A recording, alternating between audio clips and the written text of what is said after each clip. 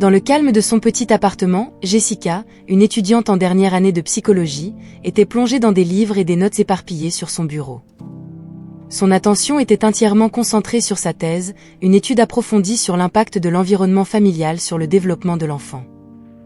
L'ironie du sujet n'échappait pas à Jessica, compte tenu de sa propre histoire familiale compliquée.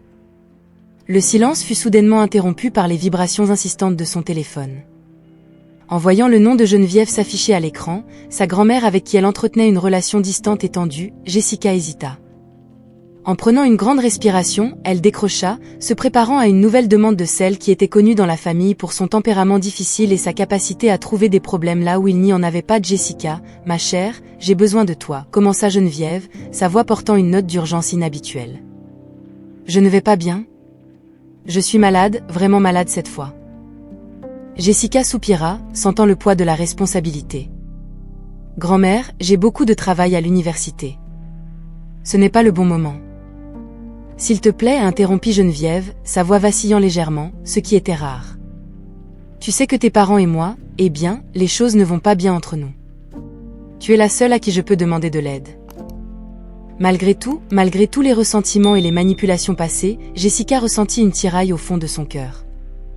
Après tout, Geneviève était sa grand-mère. Et s'il y avait quelque chose que les années d'études en psychologie lui avaient enseigné, c'était la valeur inestimable de la compassion. D'accord, grand-mère. Je serai là demain, accepta Jessica, bien que de façon hésitante. Elle savait que cette visite ne serait pas facile, ravivant de vieilles blessures et confrontant les dynamiques familiales qui avaient causé tant de douleurs par le passé. En raccrochant le téléphone, Jessica se retrouva à réfléchir à sa décision.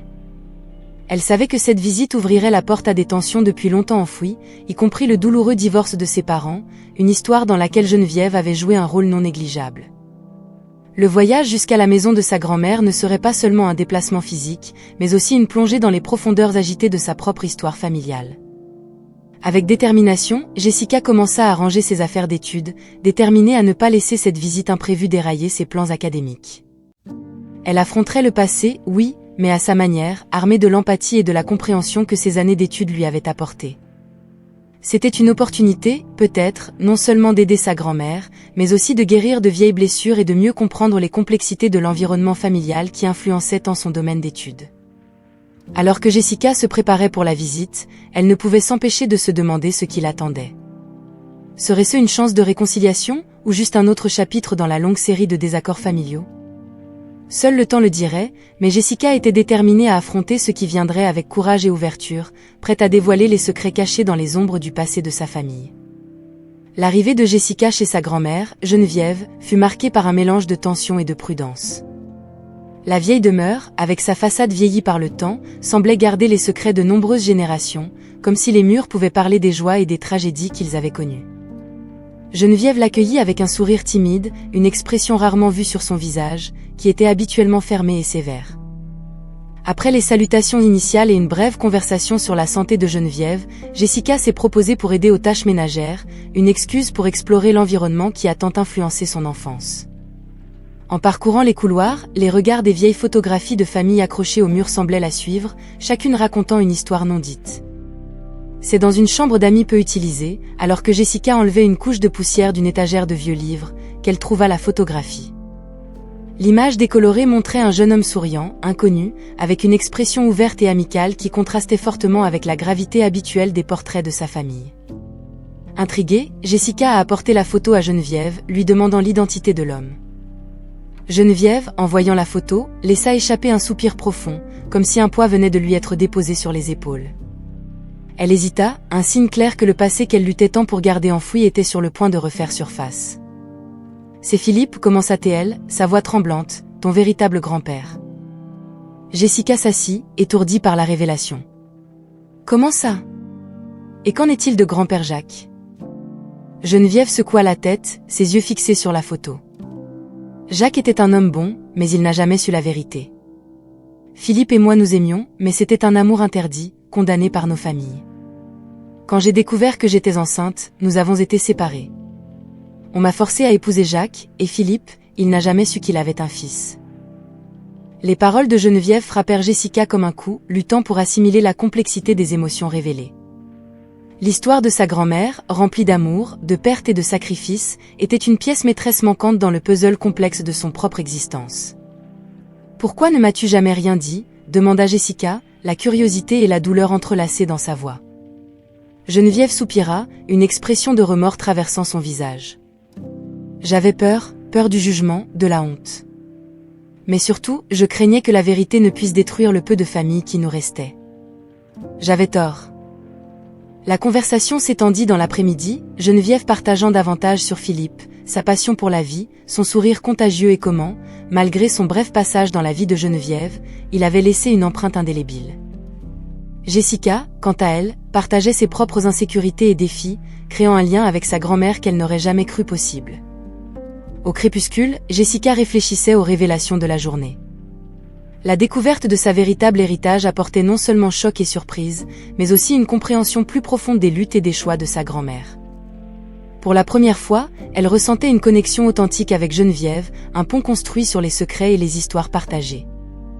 Cette rencontre inattendue avec le passé n'avait pas seulement rouvert de vieilles blessures, mais avait également offert une chance de guérison, de comprendre les complexes liens familiaux. Et, alors que Jessica se préparait à quitter la maison de Geneviève ce soir-là, elle savait que son voyage à la recherche de la vérité ne faisait que commencer. Après la révélation tonitruante de sa grand-mère, Jessica se retrouva plongée dans un océan de pensées pendant le trajet de retour à la maison.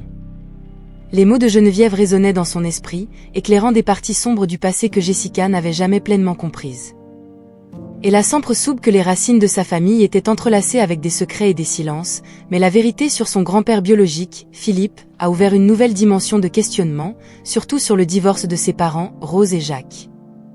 Alors que la ville défilait par la fenêtre du bus, Jessica réfléchissait à son enfance, marquée par les fréquentes disputes et tensions entre ses parents. Elle se rappelait vaguement des chuchotements et des regards échangés, des disputes passionnées qui découlaient souvent des visites chez Geneviève. C'était la grand-mère, avec ses insinuations incessantes et ses doutes sur la paternité de Jessica, qui avait semé la graine de la discorde qui finirait par consumer le mariage de Rose et Jacques. Geneviève, avec sa conviction et sa manipulation habile, avait convaincu Jacques que Jessica ne pouvait pas être sa fille, se basant sur l'absence de similarité physique. « Elle ne te ressemble en rien, fais-moi confiance », insistait Geneviève, « Rose t'a trompé, et cet enfant en est la preuve vivante. » Jessica se souvenait du regard perdu de son père, de la façon dont son attitude changeait chaque fois qu'il la regardait après ses accusations. Le doute s'était profondément enraciné en Jacques, le poussant à remettre en question non seulement sa paternité, mais aussi la fidélité et l'amour de Rose. La décision de faire un test de paternité était, paradoxalement, à la fois une tentative de Rose de sauver son mariage et le début de la fin.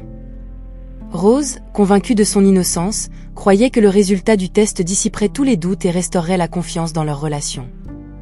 Cependant, même après que le test ait confirmé à 99,9% que Jacques était le père biologique de Jessica, le mal était fait. La confiance entre Rose et Jacques avait été irrémédiablement brisée, ne laissant derrière elle que l'ombre d'un mariage qui avait déjà été rempli d'amour. Le divorce est venu comme un coup final, un événement que Jessica, encore enfant, ne pouvait pas pleinement comprendre à l'époque. Tout ce qui restait, c'était des souvenirs fragmentés d'un foyer divisé, des week-ends alternés avec le père et une sensation persistante que, d'une manière ou d'une autre, elle était la cause de ce fossé familial. Maintenant, connaissant la vérité sur les origines de sa famille, Jessica commençait à comprendre la complexité des émotions et des événements qui avaient façonné sa vie. Elle réalisait le poids que Geneviève portait, non seulement pour ses actes passés, mais aussi pour l'influence destructrice continue sur sa famille. Dans ce moment d'introspection, Jessica ressentit un mélange de colère et de compassion. Colère pour la douleur inutile infligée à ses parents et à elle-même, mais compassion pour reconnaître que, au fond, tous étaient victimes des circonstances et des choix faits dans des moments de vulnérabilité. Déterminée à ne pas permettre que le passé définisse son avenir, Jessica savait qu'elle devait confronter ces vérités douloureuses. Elle devait parler à ses parents, non pas pour raviver de vieilles blessures, mais pour chercher la compréhension et peut-être amorcer le processus de guérison. Il était temps de reconstruire les liens brisés, non pas comme ils étaient avant, car cela était impossible, mais d'une nouvelle manière, renforcée par l'honnêteté et le pardon. Après avoir obtenu son diplôme avec distinction en psychologie, Jessica se retrouva face à un océan de possibilités. Les offres d'emploi ne tardèrent pas à affluer, beaucoup promettant des salaires attrayants et l'opportunité de construire une carrière solide et respectée. Cependant, aucune de ces propositions ne semblait résonner avec ce que Jessica désirait vraiment faire.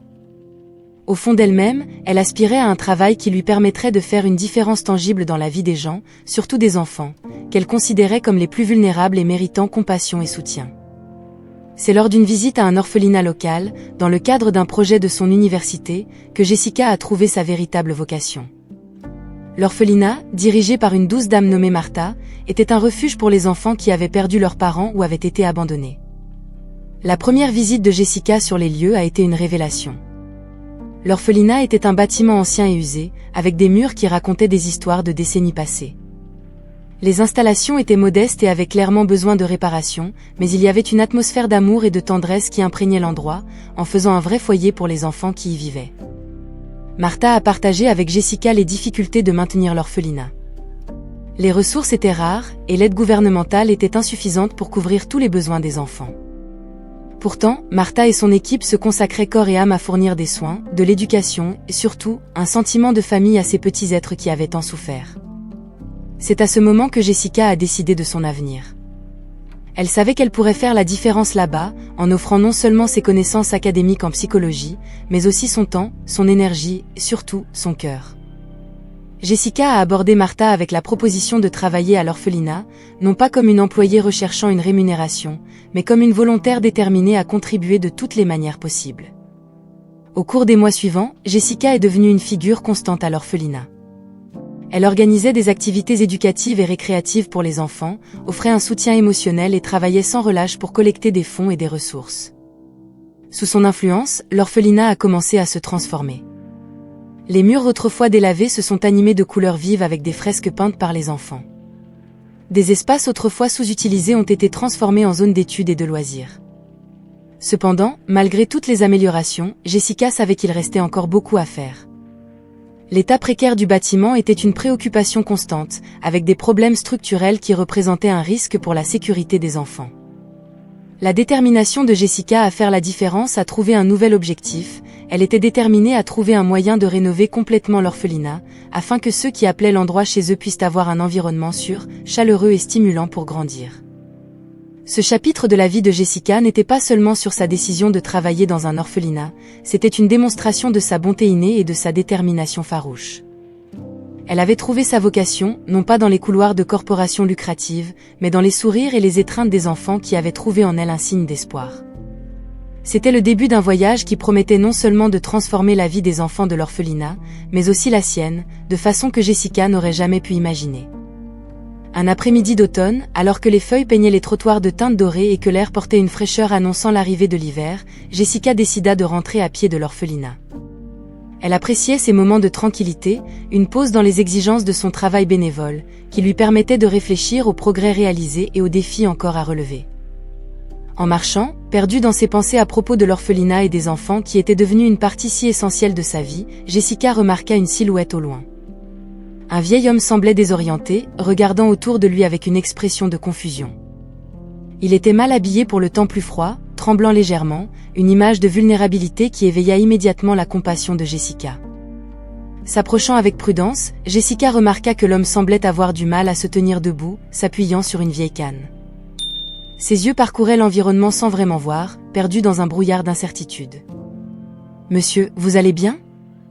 Avez-vous besoin d'aide ?» demanda Jessica, sa voix douce essayant de ne pas l'effrayer. L'homme la regarda, et pour un instant, un soupir de soulagement traversa son visage ridé. « Je ne sais pas, murmura-t-il, sa voix fragile trahie par la confusion. « Je ne me souviens pas, comment je suis arrivé ici. » Il était évident pour Jessica que le vieil homme souffrait de problèmes de mémoire, peut-être même de démence. Elle savait qu'elle ne pouvait pas le laisser là, à la merci du froid qui s'intensifiait et de sa propre désorientation. « Allons-y, je vais vous emmener quelque part en sécurité.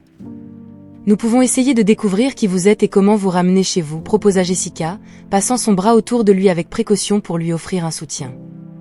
Le trajet jusqu'à la maison de Jessica fut tranquille. L'homme, qui se présenta comme Alfred, bien qu'il ne puisse se rappeler son nom de famille, se montra reconnaissant pour l'aide, même si ses mots étaient peu nombreux et souvent perdus au milieu de pensées incomplètes. Arrivée à la maison, Jessica prépara un thé chaud pour Alfred, essayant de le mettre à l'aise et en sécurité. Pendant qu'il se réchauffait, Jessica observait ses traits, cherchant tout indice qui pourrait l'aider à percer le mystère de cet homme perdu. « Vous vous souvenez de quelque chose ? » Une adresse, peut-être un nom de famille, demanda Jessica, pleine d'espoir. Alfred secoua lentement la tête, son expression attristée par son incapacité à fournir des réponses. Tout semble si lointain, comme un rêve. Déterminée à aider Alfred à retrouver sa mémoire et à retrouver sa famille, Jessica commença à élaborer un plan. Elle savait que le chemin serait difficile, mais la détermination qui l'avait guidée jusqu'à présent à l'orphelinat l'incitait à ne pas abandonner cette rencontre inattendue qui, sans qu'elle le sache, allait devenir un tournant dans sa propre vie. Alors que la nuit tombait et que la maison se remplissait de douces ombres, Jessica et Alfred, maintenant abrités sous le même toit, affrontaient ensemble le mystère. La présence du vieil homme dans sa vie, bien qu'inattendue, était une pièce du puzzle que Jessica ne savait pas encore qu'elle avait besoin pour compléter l'image de son histoire et de son identité. Cette rencontre inattendue était sur le point de déclencher une série de révélations qui changeraient le cours de leur vie pour toujours. La lumière du matin baignait le petit appartement de Jessica, apportant avec elle la promesse d'un nouveau jour, et peut-être, des réponses aux mystères que la nuit avait apportés. Alfred, le vieil homme que Jessica avait trouvé désorienté dans les rues, dormait encore dans la chambre d'amis, un espace qu'elle avait rapidement organisé pour l'accueillir. L'inquiétude sur la manière de procéder et l'espoir de retrouver la famille d'Alfred occupaient les pensées de Jessica pendant qu'elle préparait le petit déjeuner. La réponse est venue plus tôt que prévu. Il y avait un coup insisté à la porte, brisant le silence matinal. Jessica se précipita pour répondre, se retrouvant face à face avec un homme d'âge moyen, dont l'expression anxieuse et le regard perçant révélaient une recherche désespérée. « Désolé de vous déranger. Je recherche Alfred Monson. »« C'est mon père » dit l'homme, presque à bout de souffle, l'urgence dans sa voix témoignant d'une profonde inquiétude. Jessica, surprise et soulagée, le laissa rapidement entrer. « Oui, il est là. Je l'ai trouvé hier, perdu et confus. S'il vous plaît, entrez. » L'homme, qui se présenta comme Daniel, suivit Jessica jusqu'à l'endroit où se trouvait Alfred. En voyant son père, Daniel se précipita pour le prendre dans ses bras, un mélange de soulagement et de tristesse sur son visage en constatant l'état de confusion d'Alfred. Daniel expliqua qu'Alfred souffrait d'une forme légère de démence, qui s'aggravait. Ces derniers temps, Alfred avait commencé à sortir de chez lui sans prévenir, se perdant dans ses tentatives de se raccrocher aux souvenirs qui lui échappaient. Daniel avait apporté les médicaments d'Alfred, essentiels pour stabiliser sa condition et aider à éclaircir son esprit. Pendant que Daniel administrait le médicament à son père, Jessica observait, réalisant la complexité des émotions qui découlaient de cette retrouvaille. Avec Alfred plus calme et sous l'effet des médicaments, Daniel commença à partager davantage sur l'histoire de sa famille avec Jessica. Alfred, autrefois un professeur d'histoire renommé, avait consacré sa vie à l'étude du passé, luttant ironiquement contre l'oubli de sa propre histoire. Dans les jours suivants, avec l'aide continue des médicaments, des morceaux de la mémoire d'Alfred commencèrent à se rassembler. Il parlait de moments de sa vie avec plus de clarté, bien qu'il y ait encore des lacunes. Pour Jessica, chaque morceau du passé d'Alfred récupéré était comme une pièce d'un puzzle qu'elle ne savait pas qu'elle était en train d'assembler. La présence d'Alfred et la découverte de son identité, grâce à la rencontre avec Daniel, apportaient une nouvelle dimension à la vie de Jessica. Elle se trouvait plongée dans l'histoire de la famille Monson, chaque jour révélant davantage sur les luttes et les joies qui avaient façonné non seulement la vie d'Alfred, mais aussi celle de tous ceux qui l'entouraient. Les progrès d'Alfred dans la récupération de ses souvenirs laissaient Jessica et les spectateurs avec un sentiment croissant d'anticipation. Chaque fragment du passé qui émergeait des ténèbres apportait avec lui la promesse de révélations plus profondes, non seulement sur la vie d'Alfred, mais aussi sur la façon dont la rencontre inattendue entre lui et Jessica pourrait être entrelacée de manière imprévisible. Cette connexion, née d'une rencontre fortuite, était sur le point de se révéler comme un maillon manquant dans une chaîne d'événements qui changerait leur vie pour toujours. Au fil des jours et de l'effet des médicaments, le brouillard qui enveloppait l'esprit d'Alfred commença à se dissiper, révélant les souvenirs depuis longtemps oubliés d'une vie remplie de moments significatifs. Jessica et Daniel observaient, fascinés et émus, tandis qu'Alfred partageait des histoires de son passé, chaque récit étant plus vivant et détaillé que le précédent. Cependant, c'était un souvenir spécifique, ramené à la lumière lors d'une après-midi tranquille, qui changerait irrévocablement la vie de Jessica. Assis dans le salon du petit appartement de Jessica, où la lumière du soleil filtrait doucement à travers les rideaux, Alfred commença à parler de l'amour de sa jeunesse, une femme à l'esprit libre et au cœur tendre qui avait laissé une empreinte indélébile dans son âme. Il décrivit avec tendresse les moments qu'ils avaient partagés, l'intensité de ses sentiments et comment des circonstances insurmontables les avaient séparés. Mais c'est la mention du nom de la femme, Geneviève, qui figea Jessica, une onde de choc électrique parcourant son corps. Geneviève, murmura Alfred, une lueur nostalgique dans ses yeux. Elle était tout pour moi. Notre amour était vrai, mais la vie nous a séparés. Le destin en a décidé ainsi. Jessica, peinant à contenir l'agitation qui s'emparait d'elle, l'interrompit doucement. Geneviève, ma grand-mère s'appelle Geneviève. Vous parlez de Geneviève Moreau? Alfred regarda Jessica, une expression de surprise et de reconnaissance se formant lentement sur son visage. Moreau, oui, c'était son nom de famille. Comment le savez-vous? Le cœur battant la chamade, Jessica révéla le lien, expliquant comment Geneviève était sa grand-mère, la femme qui lui avait parlé d'un amour perdu, d'un homme qu'elle n'avait jamais oublié. Les pièces du puzzle commencèrent à s'emboîter, et la pièce se retrouva enveloppée d'un silence lourd d'émotion et de surprise. L'impact de cette révélation sur Jessica fut profond. Elle avait toujours ressenti un vide concernant l'histoire de sa famille, un sentiment que quelque chose manquait. Maintenant, elle comprenait que la réponse avait toujours été cachée dans les souvenirs fragmentés d'un vieil homme que le destin avait placé sur son chemin. Pour Alfred, la découverte que Jessica était sa petite-fille apporta une immense joie, mêlée à la douleur de années de séparation. Les émotions complexes de cette retrouvaille furent accablantes pour les deux. Des larmes furent versées alors que le grand-père et la petite-fille partageaient une étreinte, un geste de guérison et de connexion qui transcenda les mots. Dans les jours qui suivirent, Jessica et Alfred passèrent des heures à discuter, tissant ensemble les fils de leur histoire familiale. Chaque récit d'Alfred comblait un vide dans le cœur de Jessica, lui donnant un sentiment d'appartenance et d'identité qu'elle ne savait pas qu'elle cherchait. Ce chapitre de la vie de Jessica ne fut pas seulement la découverte de son véritable héritage, c'était un voyage de connaissance de soi et de réconciliation avec le passé. Les implications de cette révélation pour sa famille étaient significatives, promettant des changements et peut-être des défis. Mais, surtout, cela apporta à Jessica un sentiment de complétude, la douce réalisation que, parfois, les réponses que nous cherchons sont plus proches que nous ne l'imaginons, cachées dans les histoires et les souvenirs de ceux qui nous ont précédés. Avec la révélation qu'Alfred était son grand-père biologique, Jessica eut l'impression qu'un nouveau chapitre de sa vie commençait. Chaque jour passé aux côtés d'Alfred était une opportunité de renforcer le lien qui les unissait, un lien qui leur avait été refusé à tous les deux pendant tant d'années en raison des circonstances et des secrets. Ils partageaient des repas, des histoires, et, surtout, une compréhension mutuelle qui grandissait à chaque instant passé ensemble. Jessica, qui avait toujours été intéressée par l'histoire, trouva en Alfred un trésor vivant de récits personnels qui, à bien des égards, éclairait sa propre identité. Parallèlement, Jessica savait qu'il était temps de faire face à un autre aspect de son passé, la relation compliquée avec sa grand-mère, Geneviève. Armée de la vérité sur Alfred et de la connaissance de l'amour qui avait uni ses grands-parents, elle se sentit poussée à rendre visite à Geneviève à nouveau, non seulement en tant que petite fille, mais aussi en tant que porteuse d'une histoire qui devait être racontée. La visite a été chargée d'émotions dès le début. Geneviève, déjà bouleversée par la conversation précédente avec Jessica à propos de Philippe, était visiblement émue d'apprendre la présence d'Alfred. La nouvelle selon laquelle il était toujours en vie et que Jessica s'était connectée avec lui de manière si fortuite a déclenché un tourbillon d'émotions pour Geneviève, qui luttait pour concilier les erreurs du passé avec la réalité présente. Je n'aurais jamais imaginé, après toutes ces années, murmura Geneviève, les larmes marquant son visage. Je pensais avoir perdu Alfred pour toujours. Jessica prit la main de sa grand-mère, offrant du réconfort. Il veut te voir, mamie. Il y a encore du temps pour réparer les choses, pour reconstruire ce qui a été perdu. L'idée d'une réunion avec Alfred, après des décennies, rendait Geneviève hésitante. La crainte du jugement et du rejet de la part de l'homme qu'elle avait tant aimé autrefois était palpable.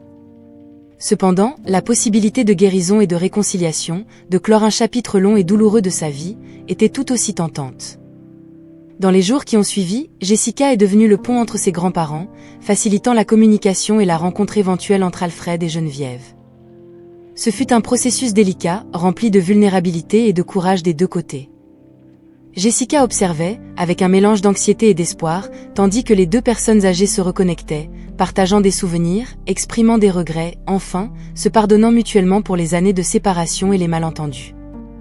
Cette période de réconciliation a non seulement uni Alfred et Geneviève, mais a également renforcé le lien de Jessica avec sa grand-mère. Les visites sont devenues plus fréquentes et plus significatives, alors que Geneviève ouvrait son cœur, partageant des histoires et des sentiments qu'elle avait gardés pour elle-même pendant si longtemps. Pour Jessica, c'était comme redécouvrir sa grand-mère, la voyant sous un nouveau jour, non seulement comme la matriarche de la famille, mais aussi comme une femme qui avait profondément aimé et subi de grandes pertes. Le voyage de construction de ponts au sein de la famille de Jessica s'est révélé être un chemin de découverte, de guérison et d'amour. En conciliant les erreurs du passé avec la nouvelle compréhension de sa famille, Jessica n'a pas seulement aidé à guérir les vieilles blessures de ses grands-parents, mais a également trouvé un sens plus profond d'appartenance et de but dans sa propre vie. Elle était devenue le lien qui unissait les générations, une gardienne des histoires et des souvenirs qui définissaient qui ils étaient en tant que famille. Alors qu'Alfred se réintégrait dans le tissu de sa famille, une profonde gratitude envers Jessica commençait à s'enraciner dans son cœur. Il observait, avec admiration, la passion et l'engagement dont elle faisait preuve pour l'orphelinat, un endroit qui était devenu aussi essentiel pour elle que sa propre famille. Pour Alfred, Jessica représentait l'espoir et le renouveau, non seulement au sein de sa famille reconnectée, mais aussi dans la communauté plus large. Un après-midi, alors qu'ils partageaient tranquillement une tasse de thé, Jessica parla à Alfred des défis auxquels l'orphelinat était confronté. Elle décrivit les installations vieillies par le temps, le budget toujours serré et les nombreux besoins des enfants qui y vivaient. Même avec les yeux brillants de détermination, il était évident que le poids de la responsabilité la submergeait parfois. Alfred, écoutant attentivement, fut pris d'une vague de compassion et d'une volonté d'agir. Dans les jours qui suivirent, Alfred réfléchit à la manière dont il pourrait contribuer de manière significative. Il reconnaissait l'importance de l'orphelinat non seulement comme un abri, mais aussi comme un foyer offrant aux enfants amour, sécurité et la promesse d'un avenir meilleur. Inspiré par l'altruisme de Jessica et animé par le désir de faire la différence, Alfred prit une décision qui surprit tout le monde. Par un matin ensoleillé, alors que le printemps apportait de nouvelles vies autour d'eux, Alfred convoqua Jessica et Daniel pour une réunion. Avec un sourire énigmatique et une attitude qui dissimulait l'ampleur de ce qu'il s'apprêtait à révéler, Alfred annonça son intention de faire un don important pour la rénovation de l'orphelinat. La nouvelle laissa Jessica sans voix, des larmes de joie et de gratitude brillant dans ses yeux. « Jessica, dit Alfred, sa voix ferme mais empreinte d'émotion, tu m'as montré la beauté de regarder au-delà de nous-mêmes, de prendre soin des autres comme s'ils étaient notre propre famille. Cet orphelinat est une extension de ta famille, et maintenant, de la nôtre aussi. Je veux que ces enfants aient toutes les chances de grandir dans un environnement qui les nourrit et les prépare pour l'avenir. C'est ma façon de dire merci, d'aider à réparer non seulement les structures physiques de cet endroit, mais peut-être, d'une certaine manière, les dommages causés par des années de séparation dans notre propre famille. » Le geste généreux d'Alfred promettait de transformer radicalement la vie à l'orphelinat. Avec les ressources désormais disponibles, il serait possible non seulement de réparer le bâtiment, mais aussi d'élargir les programmes éducatifs, d'améliorer les installations récréatives, et surtout, de garantir que les enfants aient accès à une qualité de vie qui semblait auparavant inatteignable. Pour Jessica, le don d'Alfred était plus qu'un acte de charité, c'était un signe de guérison et d'unité, un témoignage du pouvoir de la famille et de la communauté réunie pour un but commun. Le cadeau inattendu d'Alfred promettait non seulement de réparer les dommages causés par des années de séparation familiale, mais aussi de marquer le début d'un nouveau chapitre pour l'orphelinat, un avenir plein d'espoir, de possibilités et de la promesse de nouveaux départs. Alors que le don d'Alfred se concrétisait en action, l'orphelinat commençait à se transformer de manière que même dans les rêves les plus audacieux de Jessica semblaient possibles. Les équipes de construction et de rénovation arrivaient tôt et repartaient tard, chaque coup de marteau et coup de pinceau ramenant l'ancien bâtiment à la vie. Les murs fissurés et les meubles usés laissèrent place à des salles de classe lumineuses, des dortoirs confortables et des espaces de loisirs équipés de jouets neufs et de matériel éducatif. La transformation ne se limitait pas seulement au physique, il y avait un renouveau de l'esprit, un sentiment palpable d'espoir et de joie qui parcourait maintenant les couloirs vibrants de l'orphelinat. Jessica observait les changements, se sentant profondément accomplie. Professionnellement et personnellement, elle avait trouvé sa place dans le monde, une intersection de passion et de dessein que peu ont la chance de découvrir. L'impact de sa détermination et l'héritage de la générosité d'Alfred résonnaient non seulement à l'intérieur des murs de l'orphelinat, mais dans chaque sourire, chaque rire et chaque regard rempli d'espoir des enfants qui appelaient cet endroit leur foyer. Cependant, c'est pendant cette période de changement et de renouveau que des secrets depuis longtemps enfouis sur le passé de Geneviève commencèrent à émerger, ajoutant de nouvelles couches à la déjà complexe tapisserie de l'histoire familiale de Jessica. Une après-midi, alors qu'elle aidait Geneviève à organiser de vieux albums de photos et des documents pouvant être donnés à l'orphelinat, Jessica découvrit une série de lettres jaunies par le temps, soigneusement attachées avec un ruban décoloré. La calligraphie élégante était sans équivoque celle d'Alfred, et les mots écrits sur les pages révélaient la profondeur d'un amour juvénile interrompu mais jamais oublié. Les lettres parlaient de rêves partagés, de promesses faites sous des cieux étoilés et du cœur brisé qui accompagnait leur séparation forcée. Geneviève, observant Jessica lire les lettres, se sentit poussée à partager davantage sur ces jours-là, sur les pressions familiales qui l'avaient poussée à épouser un homme qui n'était pas Alfred, sur la naissance de Jacques et la décision douloureuse de garder caché le passé, même à son propre fils. Pour Jessica, ces révélations étaient à la fois une surprise et une explication à de nombreuses questions sans réponse sur la dynamique de sa famille. Elle commença à comprendre encore plus la complexité des sentiments et des choix de sa grand-mère, réalisant que l'histoire de Geneviève était marquée non seulement par les décisions prises, mais aussi par les circonstances de l'époque. Cette période de rénovation et de révélation, bien que remplie d'émotions conflictuelles, apporta un sentiment de catharsis. Pour Jessica, chaque nouvelle découverte était un pas vers une compréhension plus profonde d'elle-même et de sa famille.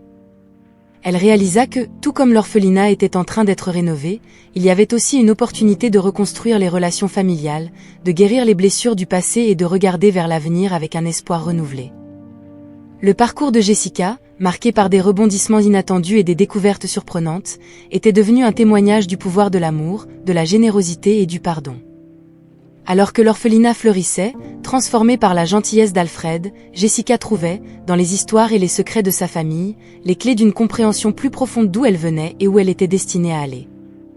Poussée par les récentes découvertes et transformations à la fois à l'orphelinat et dans sa vie personnelle, Jessica se sentit poussée à faire un pas de plus audacieux, réunir les différentes générations de sa famille, fragmentées par des années de secrets et de silence. Elle envisagea une réunion qui ne célébrerait pas seulement les rénovations de l'orphelinat, mais servirait également de symbole de réconciliation et de renouveau familial.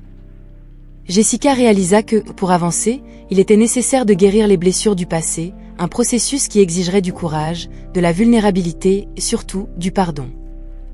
Le premier pas fut d'aborder ses parents, Rose et Jacques, avec qui elle partagea non seulement les nouvelles sur l'orphelinat et la générosité d'Alfred, mais aussi les révélations sur le passé de Geneviève et l'amour perdu qui unissait Alfred et sa grand-mère.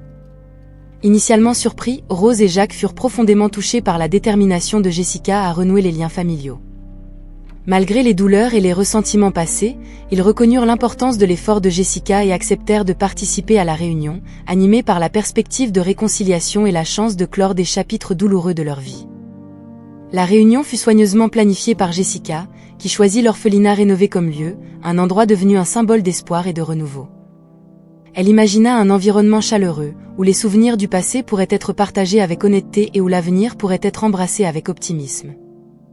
Le jour tant attendu, l'orphelinat était plein de vie et de joie, les enfants impatients de participer à un moment si significatif. Geneviève et Alfred, désormais plus proches que jamais, sont arrivés ensemble, main dans la main, témoignant silencieusement des ponts qu'ils avaient construits sur les eaux tumultueuses de leur passé.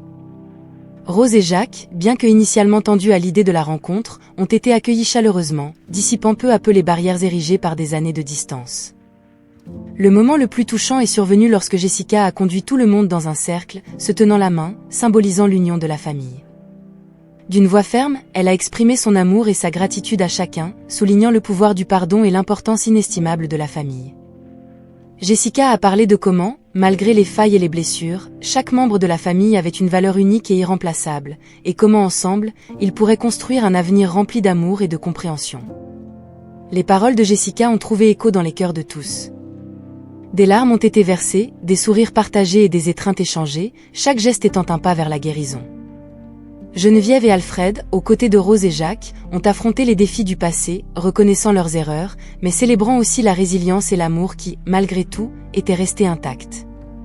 Ce chapitre de la vie de Jessica et de sa famille a mis en lumière la beauté intrinsèque de l'imperfection humaine et le pouvoir transformateur du pardon. En travaillant à réunir sa famille fragmentée, Jessica a non seulement aidé à guérir les vieilles blessures, mais a aussi ouvert la voie à un avenir où l'amour et la compréhension pourraient s'épanouir. C'était un puissant rappel que, bien que le passé puisse façonner qui nous sommes, c'est notre amour, nos actions et notre pardon qui définissent qui nous choisissons d'être. Dans le dénouement émouvant de ce voyage, l'orphelinat rénové a servi de scène à la célébration non seulement de l'union familiale de Jessica, mais aussi de l'avenir prometteur des enfants qui y résidaient. Sous le ciel bleu d'un jour prometteur de nouveaux départs, l'orphelinat était rempli de rires, de musique et de couleurs vibrantes, chaque coin étant décoré pour refléter la joie de l'occasion. Geneviève et Alfred, désormais au centre de ce cercle d'amour et de pardon, ont partagé avec tous les présents une dernière révélation sur leur passé. La voix émue par l'émotion, Alfred prit la parole en premier. Il a parlé des défis auxquels ils ont été confrontés lorsqu'ils étaient jeunes, des décisions difficiles prises au nom de l'amour et de la survie, et comment, malgré des décennies de séparation, l'amour qu'ils éprouvaient l'un pour l'autre n'avait jamais vraiment disparu. Geneviève, quant à elle, a révélé la lettre qu'elle avait écrite à Alfred, mais jamais envoyée, exprimant son amour éternel et son espoir qu'ils pourraient être ensemble dans une autre vie. Elle a parlé de la douleur de vivre avec des secrets, de la force qu'elle a trouvée dans la famille et de la rédemption qu'elle a ressentie en se réconciliant avec son passé. Ces révélations finales, chargées d'émotion et de sincérité, ont profondément touché tous ceux qui étaient présents. Elles étaient un témoignage du pouvoir de l'amour, capable de transcender le temps et les circonstances, et un rappel qu'il n'est jamais trop tard pour chercher le pardon et la rédemption. La célébration à l'orphelinat est devenue un symbole de ce en quoi Jessica a toujours cru, que, au cœur de chaque famille, même dans les plus fragmentées, existe un amour inconditionnel qui peut guérir les blessures les plus profondes. Les enfants de l'orphelinat, dont beaucoup n'avaient jamais connu la chaleur d'un vrai foyer, se sont sentis partie intégrante de cette grande famille, entourée d'amour et de soins. À mesure que le jour cédait la place à la nuit et que les étoiles commençaient à briller dans le ciel, Jessica, entourée de sa famille et des enfants de l'orphelinat, ressentait une profonde gratitude. Elle réalisait que, bien que le chemin jusqu'ici ait été marqué par des défis et des découvertes douloureuses, chaque pas était nécessaire pour arriver à ce moment d'union et de joie. Le chapitre final de cette histoire n'était pas seulement un adieu aux douleurs du passé, mais un regard plein d'espoir vers l'avenir. C'était une célébration des liens qui perdurent, de ceux qui sont forgés par l'amour, la compréhension et la capacité de pardonner. Et surtout, c'était une promesse que tant qu'il y aura de l'amour et de la famille, il y aura toujours l'espoir de rédemption et de renouveau. Ainsi, avec le coucher du soleil teintant le ciel de nuances dorées et rosées, le roman touchait à sa fin, laissant un message puissant sur l'amour, la famille et la rédemption, gravé dans le cœur de chacun qui avait eu la chance de faire partie de cette histoire.